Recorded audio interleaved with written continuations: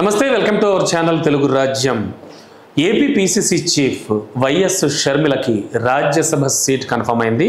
కాంగ్రెస్ అధిష్టానం ఈ నిర్ణయం తీసుకుంది. అంటే సోనియా గాంధీ కానీ రాహుల్ గాంధీ కానీ ఈ డెసిషన్ తీసుకున్నట్టుగా కూడా సమాచారం అందుతోస్తోంది. మరి ఈ నేపథ్యంలో ప్రస్తుతానికి అంటే కర్ణాటక నుంచి కూడా ఆమెకు ఈ సీట్ ఇప్పించి రాజ్యసభకు పంపించాలనే ప్లానింగ్లో ఉన్నారు.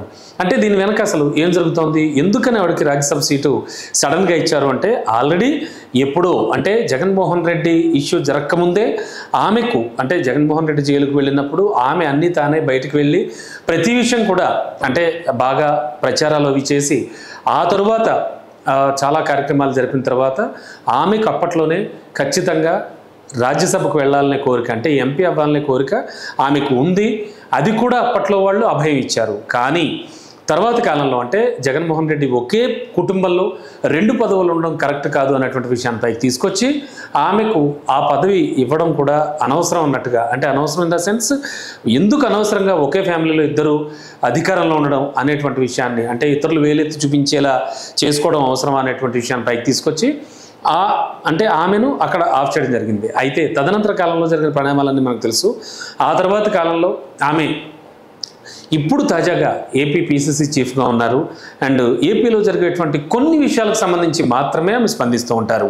అంటే ఒక పార్టీకి చీఫ్గా ఉన్నప్పుడు ప్రతి విషయానికి సంబంధించి ఆల్మోస్ట్ ఆల్ జరుగుతున్న విషయాలన్నింటికి సంబంధించి ఖచ్చితంగా స్పందించాల్సి ఉంటుంది. కానీ చాలా తక్కువ విషయాలకు మాత్రమే స్పందిస్తూ ఎక్కువగా చంద్రబాబు నాయుడు గారు అంటే తెలుగుదేశం పార్టీకి సంబంధించే ఫేవర్ చేస్తూ ఉంటారు అనేటువంటి అపప్రదను కూడా మూటగట్టుకున్నారు వైఎస్ షర్మిల. మరి ఈ నేపథ్యంలో ఆమె ఎప్పటి కోరికో ఖచ్చితంగా ఎంపీగా అవ్వాలి, రాజ్యసభకు వెళ్ళాలి అనేటువంటి కోరిక, పార్లమెంట్కి వెళ్ళాలి అనేటువంటి కోరికని ఇప్పుడు కాంగ్రెస్ పార్టీ తీర్చబోతోంది. అది కూడా మరి ఇప్పుడు ఎందుకు తీర్చబోతోంది అంటే ఈమె నుంచి ఆశిస్తున్నది ఏమిటి కాంగ్రెస్?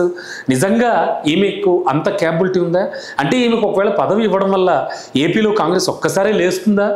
అది చెప్పలేని పని. ఎందుకంటే అది నిజంగా చెప్పలేము. ఎందుకంటే ఇప్పుడున్నటువంటి సిచ్యువేషన్లో కాంగ్రెస్ రావడం, ఏపీలో కాంగ్రెస్ గురించి కొంతమంది ఆలోచించడం, అఫ్కోర్స్ చాలామంది ఆలోచించడం అనేది జరుగుతుందా? ఇది నిజంగా కళ్ళే అంటున్నారు విశ్లేషకులు కూడా. ఎందుకంటే ఇప్పుడున్న పొజిషన్లో ఏపీలో పాలిటిక్స్ చూస్తే కనుక కూటమి ప్రభుత్వం ప్రభుత్వాన్ని రన్ చేస్తోంది కూటమి. అయితే వీళ్ళలో అంటే టీడీపీ బీజేపీ ప్రధాన పార్టీలుగా ఉన్నాయి. అఫ్కోర్స్ బీజేపీ సెకండరీ పార్టీగా ఉన్న ఏపీలో వీళ్ళిద్దరూ ఫ్రెండ్షిప్గా ముందుకు వెళుతూ ఉన్నారు. మరి ఇక నెక్స్ట్ అంటే అఫ్కోర్స్ ఒకప్పుడు ముందు, ఆ తర్వాత ఇప్పుడు వెనక ఓడిపోయినందుకు నెక్స్ట్ పార్టీ ఎవరు అంటే వైఎస్ఆర్సీపీ. అది కాదనలేని నిజం. అంటే పోటీ ప్రధానంగా వీరిద్దరి మధ్య ఉంటుంది. ఒకవేళ YS Jaganmohan Reddy in future అంటే 2029లో ఎన్నికలకు వెళ్ళినప్పుడు డెఫినెట్గా కూడా నేను ఎవరో ఒకరితో జట్టు కట్టాలి, లేదా నాకెంత ఉపయోగం ఉంటుంది, మేము మళ్ళీ అధికారంలోకి రావాలి అని పొరపాటున కాంగ్రెస్ వైపు చూసినా, కాంగ్రెస్తో జట్టు కట్టినా కూడా అప్పటికి వైఎస్ షర్మిల ఎంపీ స్థాయిలో ఉంటే కనుక ఈయన జట్టు కట్టడం అనేది అంటే ఇటీవల కాలంలో వీరిద్దరి మధ్య నెలకొన్న ఆస్తి తగాదాలు కావచ్చు, చాలా విషయాల్లో మనం చూసాం. మరి ఈ నేపథ్యంలో వైఎస్ జగన్మోహన్ రెడ్డి దానికి అంగీకరిస్తారా? ఆయనకి ఎంత లాభం జరుగుతుందన్నా కూడా అటువంటి విషయాల దగ్గరికి వెళ్తారా ఆయన? ఇది కూడా $1000 ప్రశ్నే. సరే, అది పక్కన పెడితే కనుక డీకే శివకుమార్ కర్ణాటక డిప్యూటీ సీఎంగా ఉన్నారు. డీకే శివకుమార్ గారు ఆల్రెడీ పార్టీని విలీనం చేసే ముందే షర్మిలతో పలు దఫాలుగా షర్మిల ఆయనతో చర్చించారు. అండ్ కొన్ని హామీలు కూడా తీసుకున్నారు. ఆ హామీల్లో భాగంగానే ఇప్పుడు అటు సోనియా గాంధీ కావచ్చు, రాహుల్ గాంధీ కావచ్చు, ఆ హామీని నెరవేర్చే పనిలో భాగంగానే ఇప్పుడు షర్మిలకి ఈ సీటు, అది కూడా కర్ణాటక నుంచి అంటే ఎటువంటి గొడవ లేకుండా వారి ప్రాంతం నుంచే కూడా ఈ రాజ్యసభ సీట్ కూడా కన్ఫర్మ్ చేస్తున్నారు అని సమాచారం అందుతోంది. సో అంటే షర్మిల కోరిక అయితే నెరవేరుతోంది. కానీ దీనివల్ల ఏపీలో కాంగ్రెస్ బలపడడం అనేది ఏమైనా జరుగుతుందా? జరిగితే ఎంతవరకు జరుగుతుంది అంటే ఆల్మోస్ట్ ఆల్ ఏపీ ప్రజలంతా కూడా కాంగ్రెస్ని మర్చిపోయిన పరిస్థితి. అయినప్పటికీ ఏపీ పీసీసీ చీఫ్గా షర్మిలను చేశారు. ఇంకా అక్కడ ఏదో సెంటిమెంట్ రగులుస్తూ ఖచ్చితంగా లాభపడాలి అని చూస్తున్నారు కాంగ్రెస్. ఆల్రెడీ కాంగ్రెస్లో అంతర్గత ప్రజాస్వామ్యం అనేది ఎక్కువ మనం చూస్తూ ఉంటాం. అందులో ఉన్న ప్రతి సీనియర్ను కూడా ముఖ్యమంత్రి అభ్యర్థిగానే ప్రకటించేసుకుంటూ ఉంటారు. అది మనం తెలంగాణలో చూసాం, అలాగే ఏపీలో కూడా అందుకు తక్కువేం కాదు. ఇటువంటి పరిస్థితుల్లో షర్మిల కాంగ్రెస్ పార్టీలో ఉంటూ కాంగ్రెస్ ఎంపీగా వెళితే కనుక జరగబోయేవి ఏంటి అనేది మాత్రం ఆలోచిస్తే కనుక కాస్త డిఫరెంట్గానే అనిపిస్తుంది మనకి. మరి ఈ నేపథ్యంలో అసలు అది పర్సనల్గా ఆమెకి ఎంతవరకు ప్లస్ అవుతుంది? మీన్స్ అంటే కాంగ్రెస్ పార్టీకి ఏపీలో ఇదేమైనా ప్లస్ అవుతుందా అంటే ఖచ్చితంగా అయ్యే ఛాన్స్ అయితే లేదని అంటున్నారు.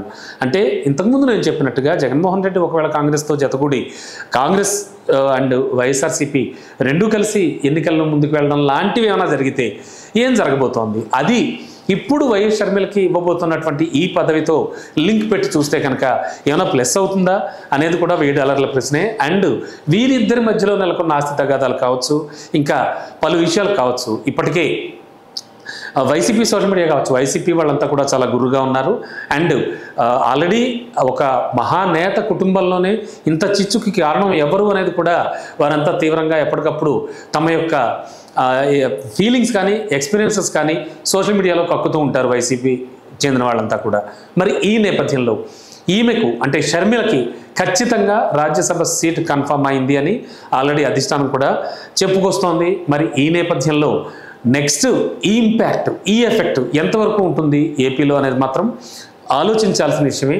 ఏది అయినా కూడా ఒక కంట కనిపెడుతూ ఉన్నారు వైసీపీకి సంబంధించినటువంటి సీనియర్ నేతలు కావచ్చు, విశ్లేషకులు కావచ్చు.